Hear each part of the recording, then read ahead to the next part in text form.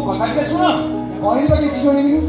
ଘର କହିଲି ନା ଆଜି ଖାଇବିନି ଘର ବାହାରକୁ ପାଦ କାଢିବି। ସାନ ବାବୁ ଏମିତି କଣ କହୁଛ? ଆସିଲା ତମ ପାଇଁ କେତେ ବଡ଼ ଦିନ। ଆଜି ତୁମେ ନୂଆ କାରଖାନା ଦାୟିତ୍ୱ ନେବ। ସେ ଛୋଟିଆ କାରଖାନା ଦାୟିତ୍ୱ କଥା ଛାଡ଼। ଯଦି କେଉଁ ରାଜ୍ୟର ଭାର ଆଣିବା ପାଇଁ ମୋତେ ମୁକୁଟ ପିନ୍ଧିବାକୁ ପଡ଼େ ନା ତାହେଲେ ତାକୁ ବି ମୁଁ ତୁଚ୍ଛ କରିଦେବି। ସାନ ବାବୁ ଏମିତି କଣ କହୁଛ? ମା ମୋତେ ତାଗିଦ କରି କହିଗଲେ ମୁଁ ମାଆଙ୍କ ମନ୍ଦିରକୁ ଯାଉଛି। ଚାବି କାଟା ପୂଜା କରି ମୋ ପୁଅ ହାତ ଧରେଇବି। ଯାହାକି ନୂଆ କାରଖାନା ଗେଟ୍ ଖୋଲିବ। ଆଉ ତୁ ତା ଖାଇବା ପିଇବା କାମ ସାରି ତାକୁ ବସିକି ରଖିବୁ। ଆଉ ତମେ ଏମିତି କଣ କହୁଛ? ମୁଁ ତ କିଛି ବୁଝିପାରୁନି। ତମେ ସତରେ କିଛି ବୁଝିବ ନା?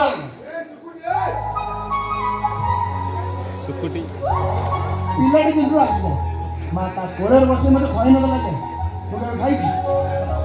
ଯଦିଓ କେଉଁ ବାହାର ପିଲାରେ ଖାଇବାକୁ ବାଧ୍ୟ ହେଇଛି ହେଲେ ସେ ଖାଇବାର ନାମ ପେଟ ଭର୍ତ୍ତି ନାମ ମନ। ରାତି ଯେତେ ହେଲେ ବି ମା ତା କୋଳରେ ଶୋଇ ମୋ ମୁଣ୍ଡକୁ ଆଉଁସୁନା ଦେଲା ଯେ ମୋ ଆଖି ତୁମେ ନିଦ ଆସିଛି।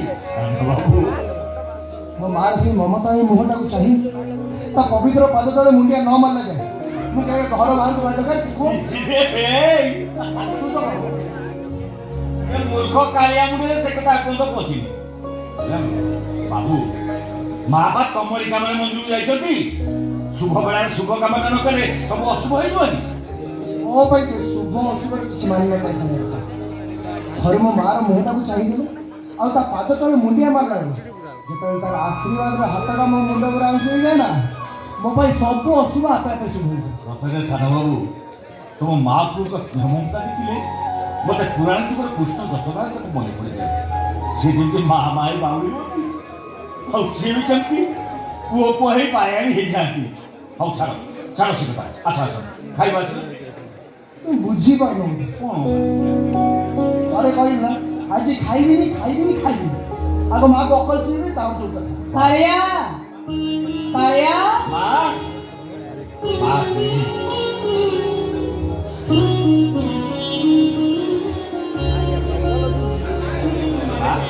ଆରେ ବେଦାନ୍ତ ଖାଇ ପିଇ ରେଡି ହେଲାଣି ନା ନାଇଁ?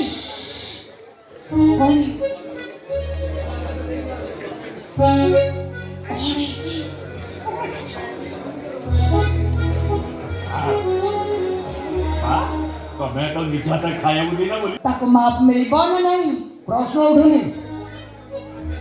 ଏଭଳି ଭୁଲ ପାଇଁ ଭୟଙ୍କର ଦଣ୍ଡ ମିଳିବ। ଠିକ ଅଛି ଏଇ କାନ ଧରୁଛି ଗାଲେ ଚପଡ଼ା ଖାଉଛି ବସ୍ ଉଠ ହଉଛି।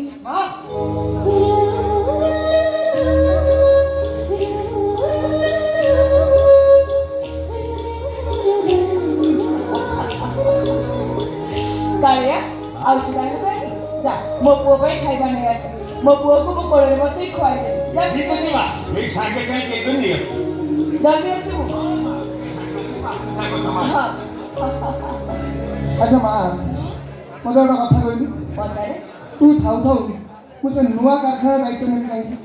ସେ କାହିଁକିର ଉତ୍ତର ମୁଁ କାହାରିକୁ ଦେଇପାରିବିନି। ତତେ ମୁଁ ଯାହା କହିବି ତୁ ସେଇଆ କରିବୁ। ଆଜିଠୁ ତୁ ଗୋଟାଏ ନୂଆ ଜୀବନ ଆରମ୍ଭ କରିବୁ। ଆଉ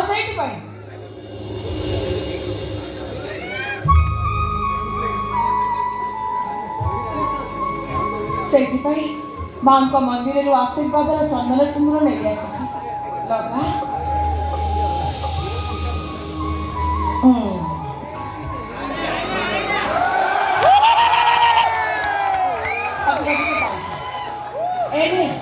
ଏଇଟା ହଉଛି ନୂଆ କାରଖାନାର ଚାବିକାଠି।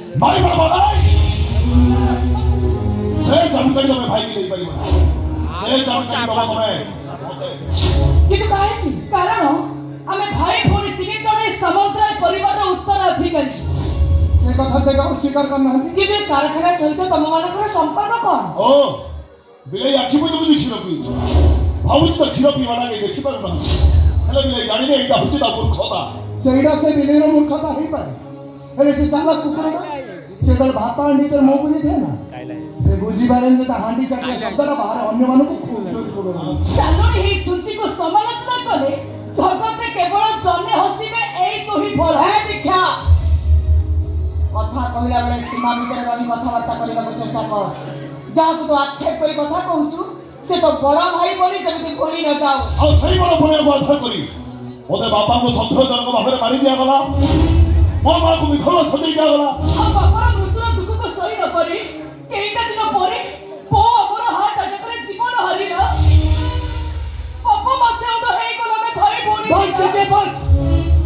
ଶ୍ରେଷ୍ଠ ଅଭିନୟ କଲୁଣି। ବାପା ଚାଲିଗଲା ପରେ କ'ଣ ତୋ ମା ଏକା ବିଧବା ହେଇଗଲା? ମୋ ମା କ'ଣ ବୈଧବ ଯନ୍ତ୍ରଣା ଭୋଗିନି? ମୁଁ କ'ଣ ବାପା ଛୁଇଁ ନାହିଁ? ତାହେଲେ ବାପର ପୁଅ ହିସାବରେ ଅପରାଧୀକୁ ଧରିବା ପାଇଁ କି ପଦକ୍ଷେପ ନେଇଛ ମୁଁ ତମେ? କ'ଣ କରିଛି ନ କରି ସେ କଥା ମୁଁ ଜାଣେ, ମୋ ମା ଜାଣେ। ମାନେ ସେଇଥିପାଇଁ ମୁଁ କାହାକୁ ଭୟ ଦେବା ପାଇଁ ବାଧ୍ୟ ନୁହଁ। କୈଫ ଦେବାକୁ ବାଧ୍ୟ ବେଦାନ୍ତ ଭାଇ। କାରଣ ବାପାଙ୍କ ମୃତ୍ୟୁ ପରେ ଆମେ ଭାଇ ଭଉଣୀ 3 ଜଣ ଏହି ସମଗ୍ର ପରିବାର ଉତ୍ତରାଧିକାରୀ। ତମେ ଆସ ନୂଆ କାରଖାନା ଏକୁଟିଆ ମାଲିକ ହବା ପାଇଁ। ବଡ଼ ବାପା ହାତରୁ ଚାବି ନେଇଥିଲ କୋଉ ସାହସରେ? ତା ମାର ସାହସରେ। କାରଣ ଏ କାରଖାନା ମୋର, ମୁଁ ତିଆରି କରିଛି। ତମ ପୈତୃକ ସମ୍ପତ୍ତିର ଏତେ ଟିକେ ଅଂଶ ବି ଏ କାରଖାନାରେ ନାହିଁ। ତେଣୁ ଏ ସମ୍ପର୍କରେ ତମ ମାନଙ୍କର କଥା କହିବାର ଅଧିକାର ବି ନାହିଁ। ଅଧିକାର ଅଛି, ବଡ଼ ମା ଅଧିକାର ଅଛି। ଯେ ପର୍ଯ୍ୟନ୍ତ ସମ୍ପତ୍ତି ଭାଗ ନ ହେଇଛି ସେ ପର୍ଯ୍ୟନ୍ତ ସମ୍ପତ୍ତି ପରେ ଆମ 3 ଜଣଙ୍କର ସମାନ ଅଧିକାର ଅଛି। ଆଉ ଏଥିରୁ ଆମକୁ କିଏ ବଞ୍ଚିତ କରିବାକୁ ଚେଷ୍ଟା କରିବ? ପରିସ୍ଥିତି ଭୟଙ୍କର ରୂପ କହୁଛି। ଧମକ ଦଉଛୁ? ଧମକ ନୁହେଁ, କେବଳ ଅଧିକାର ଜାହିର କରାଯାଉଛି। ତାରି ଅଧିକାରକୁ ମୁଁ ଏତେ ବି କେବେ ଭ୍ରୂକ୍ଷେପ କରେନି। କାରଣ ଏ କାରଖାନା ମୋର, ମୋ ପୁଅ ହବ ତାର ମାଲିକ। ବାସ୍। ବଡ଼ ମା, ଆମେ ବି ଆଉ ଛୋଟ ପିଲା ହେଇକି ରହୁ। ତମେ ଯଦି ମାରୁ ଡାହାଣୀ ହେଇଯିବ ତାହେଲେ ମୁଁ ବି ମୋ ପୁଅର କର୍ତ୍ତବ୍ୟ କରିବାଟା ଭୁଲିଯିବି। ବାସ୍।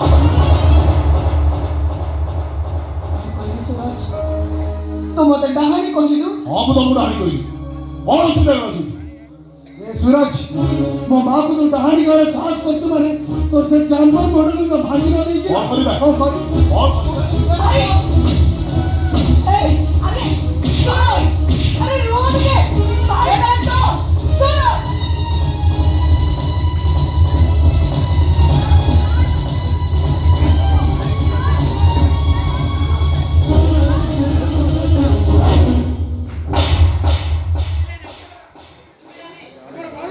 ମାରି ଦବୁ ତାକୁ। ଜୀବନ ନେଇଯିବୁ ତାର। ହଁ, ନେଇଯିବୁ ତା ଜୀବନ। କିଏ କାହାର ଜୀବନ ନବ ସେଇଟା ସମୟ କହିବ। ବଡ଼ ସମୟ। हाँ भाई, ମୁଁ ବି ଦେଖିବି କିଏ ସେ କାରଖାନା ଗେଟ୍ ଖୋଲୁଛି। हाँ भाई, हाँ।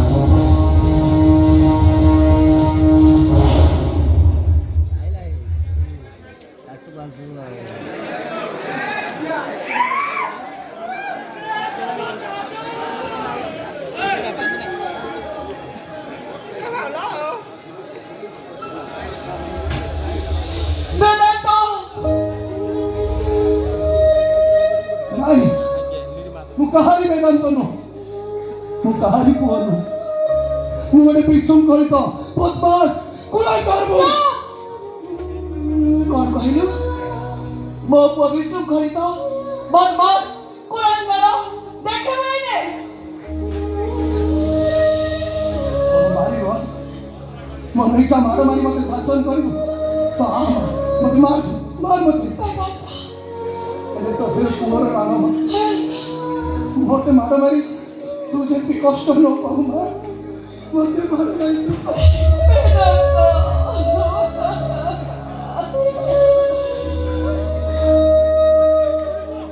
ଆକଟ କରିବାର ମନ ନେଇ ତତେ ଚାପୁଡ଼ାଇ ମାରି ସାରିବା ପରଠୁ ମୁଁ ଅନୁଭବ କରିପାରୁଛି ସତକୁ ସତ ମୋ ମାର କାହାଣୀ ନାଇଁ ନା, ହେଇଯାଇଛି। ତୁ ସେମିତି କହନି ମା। ତୁ ସେମିତି କହିଲେ ମତେ ପାପ ଲାଗିବ। ହେଲେ ମୁଁ କ'ଣ କରିବି କହିବି? ଯୋଉ ମା ମୋ ପାଇଁ ସବୁ କିଛି, ଯୋଉ ମା ମୋ ପାଇଁ ମାଟି ଆଉ ସ୍ୱର୍ଗ ଧୋଇ ବଡ଼, ସେଇ ମାକୁ ଯେତେବେଳେ ସେ ସୁରଜ ଡାହାଣୀ ପାଇଁ ଆକ୍ଷେପ କଲା ମୁଁ ନିଜକୁ ସମ୍ଭାଳି ପାରିଲିନି ମା। ମୁଁ ମୋ ହିତାଇ ଜ୍ଞାନ ବୋଲି ମୁଁ କ'ଣ କଲି ମୁଁ ନିଜେ ବୁଝିପାରିଲିନି। ସେଥିପାଇଁ ମୁଁ କାନ ନାଇଁ ବେ ନମସ୍କାର ରାଜକବି। ନମସ୍କାର। ନମସ୍କାର। ଆପଣ ହଠାତ୍ ଆସି ମୋ ଘରେ କ'ଣ କିଛି କାମ ଥିଲା? ବନ୍ଧୁଙ୍କର ହାତ ବଢ଼ିବା ପାଇଁ। କଥାଟା ବୁଝିପାରିଲିନି। ନାଇଁ ମାନେ କଥା କ'ଣ କି ଆପଣ ତ ଜାଣନ୍ତି ମୁଁ ହେଲି ଶକ୍ତିମତ ସାମନ୍ତ ସିଂହାର କିଙ୍ଗ ମେକର। ଯେତେବେଳେ ଯିଏ ଯୋଉଠି ବସିବାକୁ ଚାହିଁବ ମୁଁ ତାକୁ ସେଇଠି ବସେଇ ଦିଏ। ମାନେ ଆପଣ ସେଟା ତ କଥା କ'ଣ କି ଆପଣଙ୍କ ବାପାଙ୍କ ସହିତ ମୋର ଭଲ ସମ୍ପର୍କ। ଅନେକ ସମୟ ସେ ମୋର ସାହାଯ୍ୟ ଲୋଡ଼ୁଥିଲେ। ଏଇ ଯେମିତି ଆମ ନୂଆ କାରଖାନାର କାମ ଆରମ୍ଭ ବେଳେ ଆପଣ କିଛି ଲୋକଙ୍କୁ ମତାଇ ସେଠି କାରଖାନା ନ କରେଇ ଦେବା ପାଇଁ ଗୋଟାଏ ଷଡ଼ଯନ୍ତ୍ର କରିଥିଲେ। ପୁଣି ସେଇ ଲୋକମାନଙ୍କୁ ବୁଝେଇ ସୁଝେଇ ଆନ୍ଦୋଳନ ପ୍ରବଣତାକୁ ବନ୍ଦ କରିଦେବା ପାଇଁ ବେଦାନ୍ତର ବାପାକୁ 20 ଲକ୍ଷ ଟଙ୍କା ମାଗିଥିଲେ। କାହିଁକି ତମେ ଆମେ ସେଥିରେ ଅରାଜି ହେବାରୁ କାରଖାନା ହେଇପାରିବନି ବୋଲି ଆପଣ ଧମକ ଦେଇ ଚାଲି ଯାଇଥିଲେ। କାହିଁକି ତମେ ମା ତୁ ଇଏ କ'ଣ କହୁଛୁ? ନାଇଁ ନାଇଁ ବେଦାନ୍ତ କଥା କଣ କି ତମ ମା ହୁଏତ ଗୋଟେ ଭୁଲ କଥା ଶୁଣିଛନ୍ତି ସେ ନିଜ ଲୋକ ବି ଭୁଲ ବୁଝୁଛନ୍ତି। ଆପଣ ଧମକ ଦେଇ ଚାଲିଥିବାର ଠିକ 8 ଦିନ ପରେ ତାଙ୍କୁ ରହସ୍ୟଜନକ ଭାବେ ମାରି ଦିଆଗଲା। କାହିଁକି ତମେ ଆପଣଙ୍କର ମତିଭ୍ରମ ହୋଇଛି ନିଶ୍ଚୟ ଯେତେବେଳେ କାହାକୁ କଣ କହୁଛନ୍ତି ନିଜେ ଜାଣିପାରୁନାହାନ୍ତି। ମନେ ରଖନ୍ତୁ କହିଲେ ଶକ୍ତିମତ ସାମନ୍ତ ସିଂହା କିଂ ବେକା ଆପଣ ଠିକ୍ ବେକର ଥାନ୍ତୁ କି ନିଜେ ଠିକ୍ ଥାନ୍ତୁ, ହେଲେ ମୋ ମାଙ୍କ ସହିତ ଏମିତି କଥାବାର୍ତ୍ତା କରିବା ପାଇଁ ସାହସ କରିନି ଆପଣ। ନାଇଁ ବେଦାନ୍ତ ମୋ କଥା କହିବାର ଶୈଳୀଟା ଏଇଆ ବୁଝିଲ ମାନେ ତମ ବାପାକୁ ହରେଇବା ପରେ ତ ମା ତାଙ୍କର ମାନସିକ ଭାରସାମ୍ୟ ହରେଇ ବସିଛନ୍ତି ତେଣୁ ସେ ନିଜ ଲୋକ ବି ଭୁଲ ହଉଛନ୍ତି। ବାସ୍ ଆଉ କୌଣସି କଥାର ଆଲୋଚନା ନ କରି ଏଠିକି କ'ଣ ପାଇଁ ଆସିଛନ୍ତି ସେଇ କଥା କୁହନ୍ତୁ। ଆପଣଙ୍କ ମନରେ ମୋ ପ୍ରତି ଥିବା ଭୁଲ ଧାରଣାକୁ ବସିବା ପାଇଁ ମୋ ଝିଅ ଶେଫାଳି ସହିତ ଆପଣଙ୍କ ପୁଅ ବେଦାନ୍ତର ବିବାହ ପ୍ରସ୍ତାବ ନେବା ଅଛି। ମୋ ପୁଅ ବେଦାନ୍ତର ବାହାଘର ଫାଇନାଲ ହେଇସାରିଛି। ମାନେ କଟକର ନାମୀ ଦାମୀ ଆଡଭୋକେଟ ପତଞ୍ଜଳି ପାଠଶାଳୀ ଝିଅ ଗୀତା ସହିତ ଏଇ 8 ଦିନ ଭିତରେ ମୋ ପୁଅ ବେଦାନ୍ତର ବାହାଘର ହବ।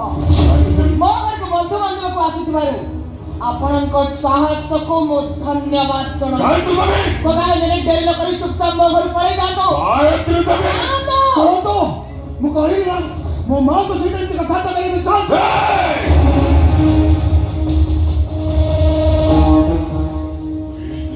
ଥିଲା ତୁ ପୁଣି ମୋ ମୁହଁରେ ଜବାବ ଦଉଛୁ ମିଛା ମନ୍ତ୍ର ତାକୁ ସାପକାତରେ ହାତ ମାରୁଛ। ଏ ଶକ୍ତିପଦ ସାମନ୍ତ ସିଂହାର ମୋ ସାମ୍ନାରେ ମୋ ପୁଅକୁ ଆଉ ପଦା କିଛି କହିବୁ ତ?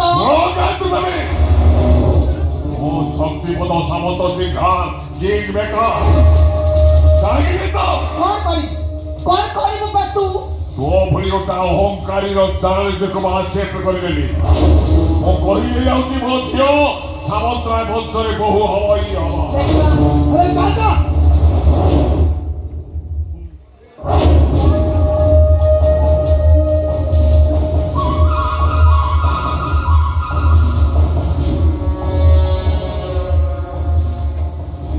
ବେଦାନ୍ତ ଆକାଶରେ କଳା ମେଘ ଦେଖିଲେ ମୟୂର ନାଚେ ଆଉ ସେ ମେଘଟା ଯେତେବେଳେ ଝଡ଼ ରୂପ ନିଏ ଭୟଙ୍କର ଅତି ମା କିଏ ଏଇଟା?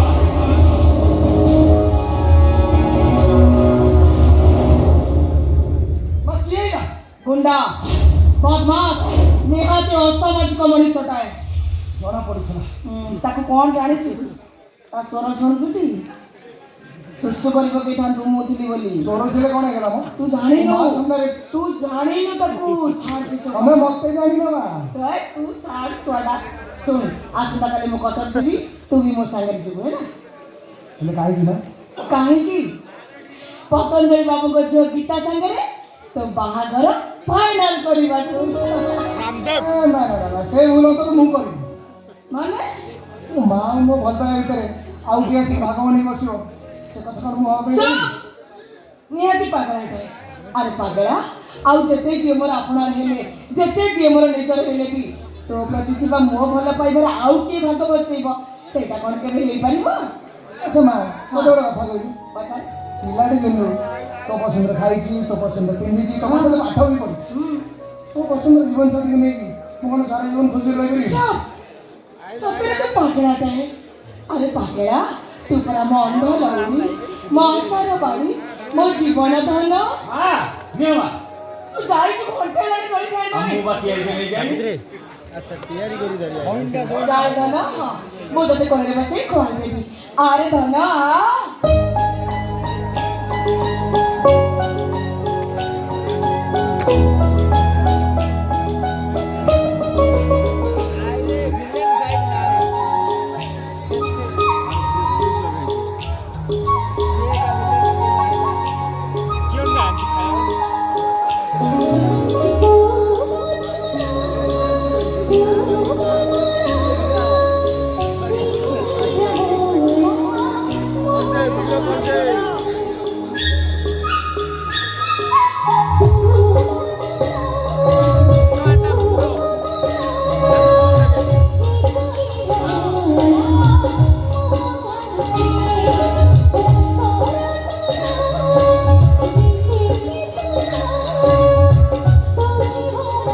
हाँ